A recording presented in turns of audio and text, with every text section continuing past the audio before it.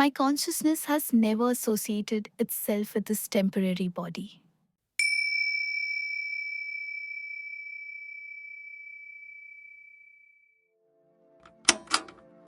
Before I came on this earth, Father, I was the same. As a little girl, I was the same. I grew into womanhood, but still, I was the same. When the family in which I had been born made arrangements to have this body married, I was the same. And Father, in front of you now, I am the same.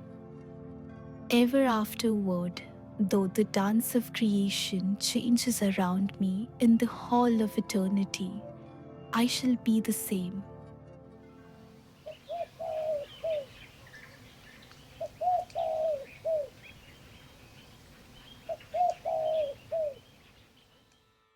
In colonial Bengal, the world of a girl child was primarily domestic.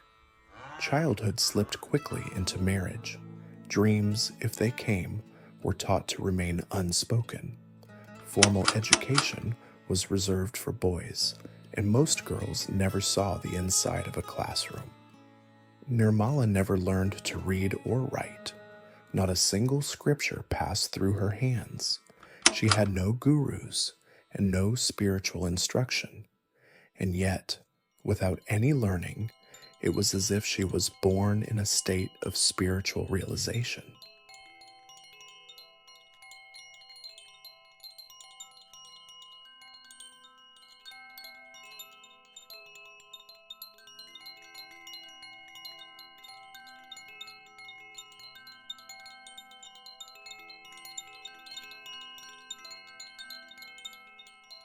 In a world that values credentials and intellect, what do we make of a wisdom that has no origin we can trace?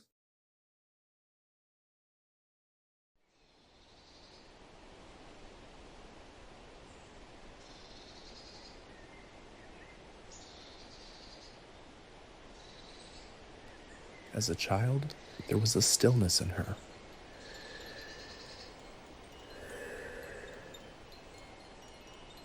An ease.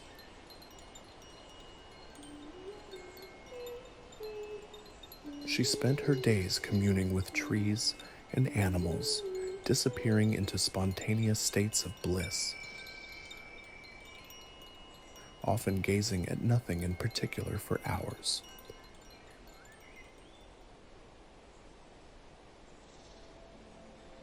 To dwell in the joy that springs from the mind's constant occupation with things divine is man's duty. Thinking of anything other than God is what creates sorrow. Be it mantra japa, be it meditation, worship, perusal of sacred texts, the simple awareness of God or a like device, be it curtain or religious music. All these are different modes of being in the divine presence. One should always remain engaged in one of them. In fact, never be without him. She was unlike anyone around her. Effortless in joy, surrendered in silence. She didn't cry when scolded. She didn't crave anything. Her neighbors found her agreeable but strange, and some even whispered that she must be intellectually challenged.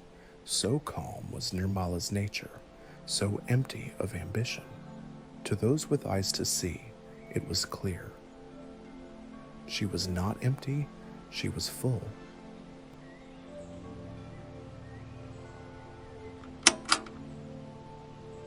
Those closest to her would later say she was rooted from the start in her most oft-repeated Vani.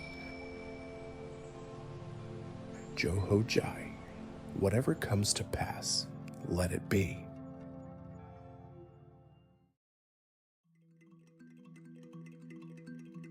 At 12, like many girls of her time, Nirmala was married. Her husband, Ramani Mohan, expected an ordinary wife. But when he reached for her in repeated efforts to consummate their marriage, he reportedly experienced a profound and unsettling reaction. He described feeling as though he had received a violent electric shock, which led him to abandon any further attempts at physical intimacy. Her body froze, breath stopped, she appeared to be lifeless, or perhaps in a trance, and nothing he did could bring her back.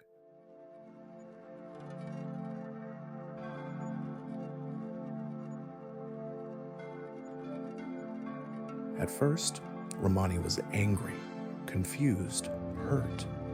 But over time, something in him softened.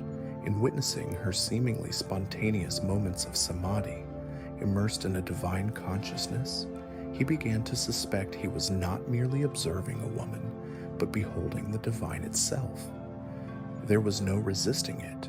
His wife was unlike anyone he had ever known.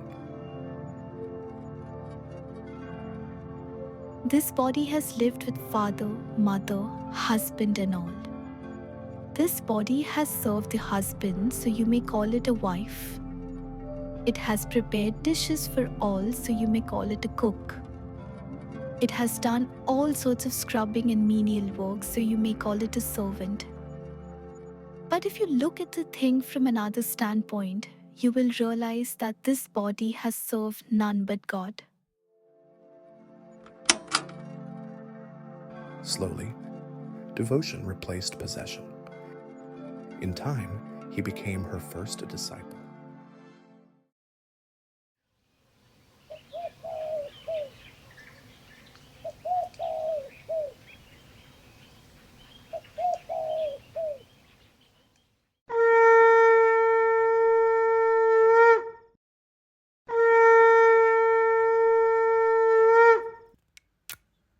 One night, under the full moon, something happened. Nirmala went into a room alone. There was no guru, no ceremony, no scriptures, and no training. She sat in stillness and enacted the complete rites of initiation. This act of self-initiation was unheard of in traditional India, especially in illiterate women with no formal religious education. This act was not done in rebellion, but in perfect stillness. It was simply what was arising. She entered a deep meditative state and began performing sacred rituals and chanting mantras from texts she had never read, as if the knowledge was already within her, further embodying the truth that God can awaken in anyone. This realization need not be bestowed, only remembered. As the Guru, I revealed the mantra, and as the disciple, I accepted it and began to recite. Who is it that worships? And who is worshipped? Everything is contained within this.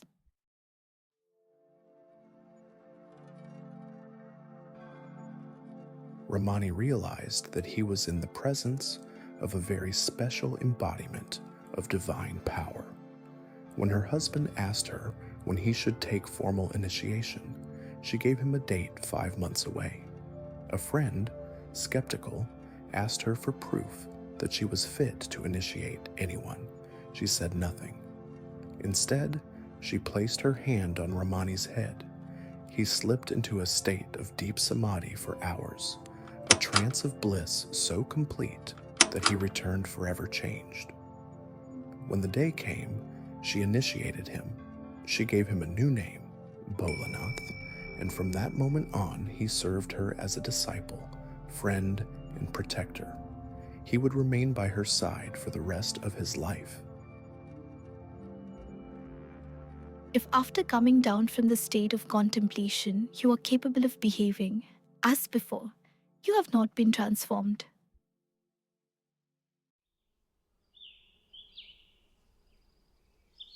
She wandered after that, taking a brief vow of silence.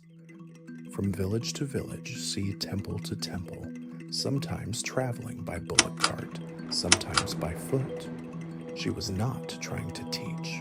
She never planned her words or offered sermons. She never said, "Come, follow me." She never built an ashram or gave herself a title. She simply was. And wherever she went, people followed.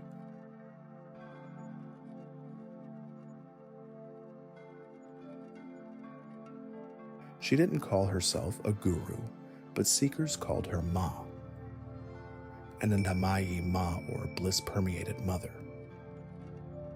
Sometimes she would fall into ecstatic states, speaking in unknown tongues, her body radiating heat or levitating slightly off the ground. Richard Lenoy, a devotee of many years' standing, has summarized Sri Ma's ways of being. There is a strangeness, a particularity, an indefinable quality which comes so near the limits of the definably human as to make an adjective like human quite inadequate when applied to her case, and divine paltry. It is widely accepted that she was simply unique. She was, throughout her life, the acme of effortless perfection. There are two kinds of pilgrims on life's journey. The one, like a tourist, is keen on sightseeing, wandering from place to place, flitting from one experience to another for the fun of it. The other treads the path that is consistent with man's true being and leads to his real home, to self knowledge. Sorrow will of a certainty be encountered on the journey undertaken for the sake of sightseeing and enjoyment. So long as one's real home has not been found, suffering is inevitable. The sense of separateness is the root cause of misery because it is founded on error, on the conception of duality.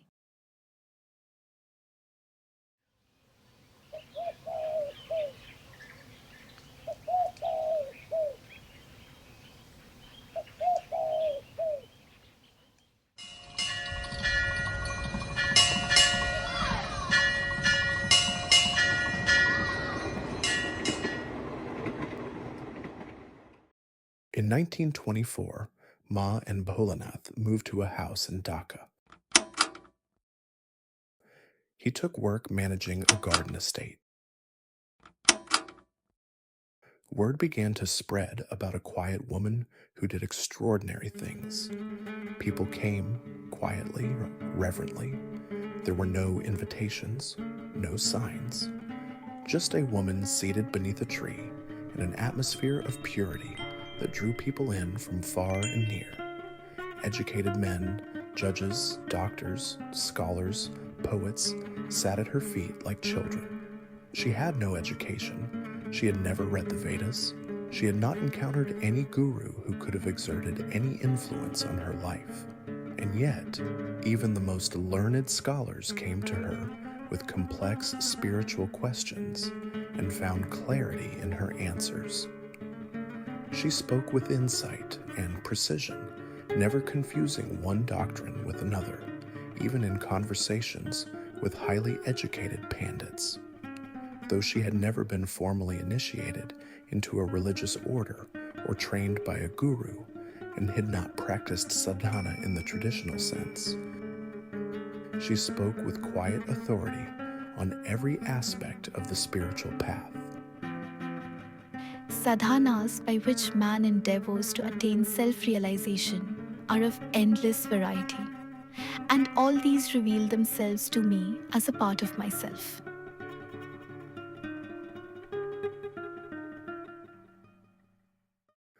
Unlike many saints, Ma never turned away from the world. She embraced the life of a householder fully, rising early, tending to chores, cooking, cleaning, without complaint, without seeking escape. In her eyes, no task was beneath her, and no moment too ordinary to be filled with devotion. It is desire that causes sorrow, but the will to realize God is itself felicity. Perform all work as God's service. Be the gardener, not the owner. Since you seek ownership of the garden, you feel unhappy. But if you are only its caretaker, you will be free. Even in grief, her message was simple and clear. Never be without him. When Bholanath passed away, her devotees worried she would fall apart. But Ma remained serene. Do you weep when someone moves into another room? Nobody is lost to me.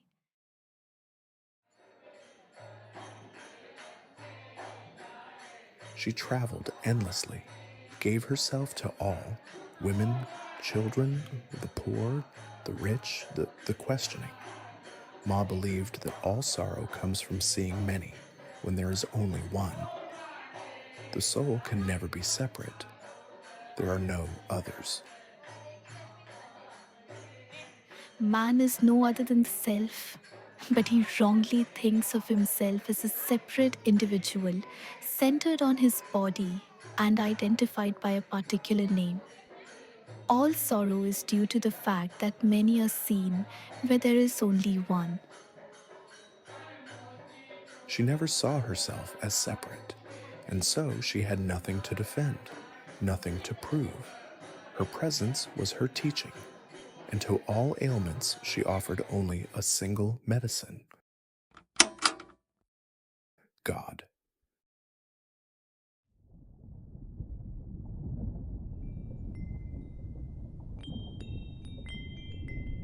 Among all creatures on earth, man alone has been given the blessing to realize God.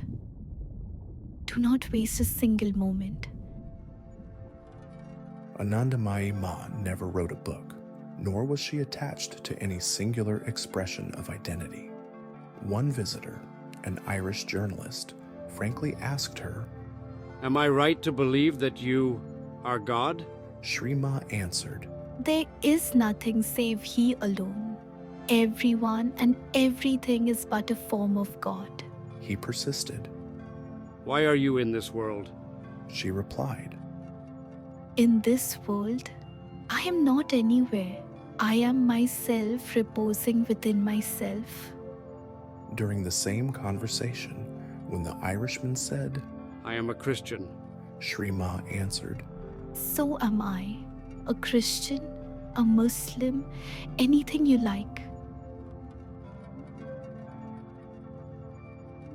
As Ma's spiritual presence deepened, so too did the projections of those around her. People from all religious and philosophical backgrounds began to see in her what they most revered. Some saw Kali, others Radha, a female Christ-like figure, a yogini, a saint, a guru, or the embodiment of the Divine Mother herself. Her silence and humility only deepened the mystery. In this quote, she responds to a devotee's question about who or what she really was. What a childish question to ask.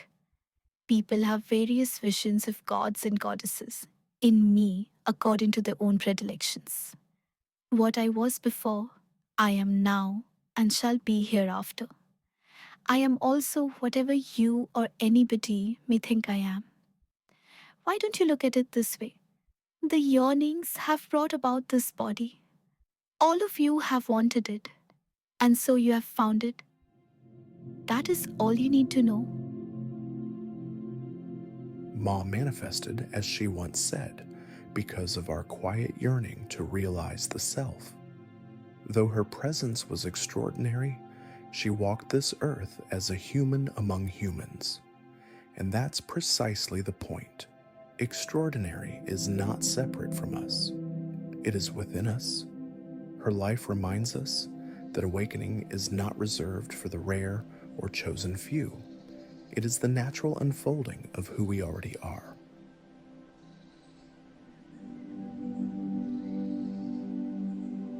Her life was not a call to become something other than what we are. It was a call to remember that realization isn't outside of us. It's already here, waiting to be uncovered.